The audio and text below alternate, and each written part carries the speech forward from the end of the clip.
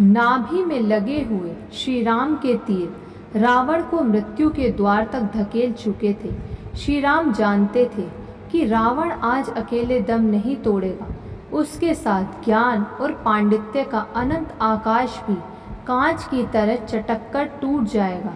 तो उन्होंने लक्ष्मण से कहा, अनुज, इस सृष्टि का प्रकांडतम पंडित विद्वान अंतिम सांस लेने वाला है। जाओ, उससे अनुरोध करो कि वो संसार से जाते जाते तुम्हारी झोली में कुछ ज्ञान रत्न डाल दे।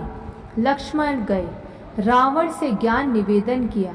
रावण ने सुना तो लेकिन कहा कुछ नहीं, बस मुंह फिरा लिया।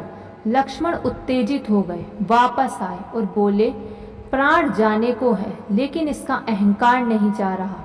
राम ने कहा, क्या तुम इतना भी नहीं समझ पाए कि तुमसे मुंह फिराना ही रावण का पहला ज्ञान था। तुम सिराने खड़े होकर गुरु से ज्ञान मांग रहे थे।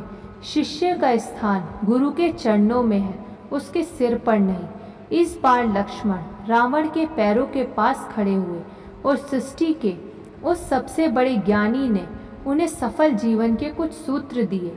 ये सूत्र इसलिए महत्वपूर्ण है क्योंकि ये उस व्यक्ति के मुख से निकले हैं जिसने जीवन में अपने पुरुषार्थ से सब कुछ पा लिया और फिर अपने अहंकार से सब कुछ खो दिया। पहला, शुभस्य शीघ्र। रावण ने लक्ष्मण से कहा, मन का स्वभाव है सत्कर्मों को स्थगित करते रहना और दुष्कर्मों की ओर आकर्षित हो जाना। सत्कर्म वो है जो कल्याण, कृपा और करुणा की भावना से किया जाए। दुष्कर्म जिसमें इन तीनों का अभाव हो। कई बार विचार आया कि मैं सीता को ससम्मान लौटा दूं, लेकिन मेरा मन इस सत्कर्म को टालता रहा। यदि मैंने सत्कर्म का पहला संगीत सुन लिया होता तो मरघट का ये साएं साएं करता हुआ सन्नाटा सुनने की नौबत नहीं आती। शुभस्य शीघ्रम यानी शुभ करने का विचार आए तो उसे कभी स्थगित मत करना, उसी क्षण विचार को कार्य में बदल देना, वरना मन अपनी चाल चल देगा।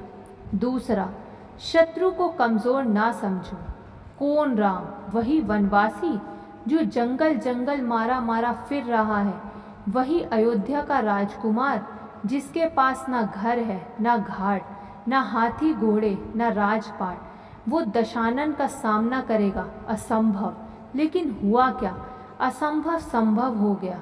वो साधारण मानव आज विजय तिलक लेकर लगाकर सूर्य को अर्घ दे रहा है और इस महाअसुर का सूर्य अस्त हो रहा है क्योंकि मैंने शत्रु को कमज़ोर समझने की भूल कर दी और इसकी आधारशिला तो उसी दिन रख दी गई थी जब मैंने जगतपिता से अमरत्व का वरदान मांगा था। खुद को देवता, असुर, पशु, पक्षी, यक्ष, गंधर्व सभी से सुरक्षित कर लिया था, लेकिन मैंने मनुष्य से सुरक्षा नहीं मांगी थी क्योंकि मैंने मनुष्य को इस लायक समझा ही नहीं। मेरा यही अहंकार मुझे ले डूबा। तीसरा, राज को राज रहने दो। मैं तुमसे अपने मन का गहरा भेद बांट रहा हूँ, लेकिन तुम ये भेद किसी और से ना कहना।